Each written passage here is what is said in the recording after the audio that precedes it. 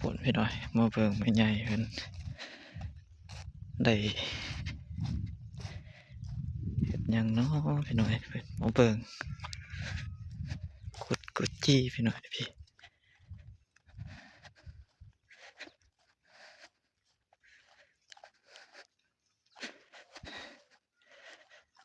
สิได้หลายบ่แบบนี้โอ้ได้หลายขนาดจนเต็มกระปุกพี่น้อยพี่พี่น้อยกุดจี้พี่น้อยบ่ฮู้ว่าพี่น้องทางนั้นสิมีบ่ทางบ้าน F2 F4 พี่น้อยจี้แนวนี้พี่น้อยพี่นี่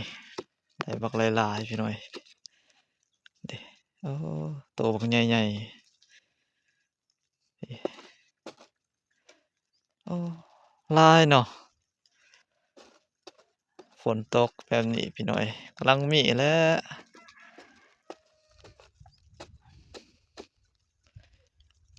อันเด้โอ้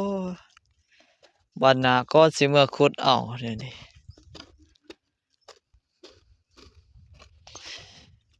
พี่น้อยนี่พี่น้อยนี่แหละกองขี้ควายขึ้นอันนี้แหละตามศพไอ้หาขุดนี่โอ้ยสิได้หลายเด้อพี่น้อยพี่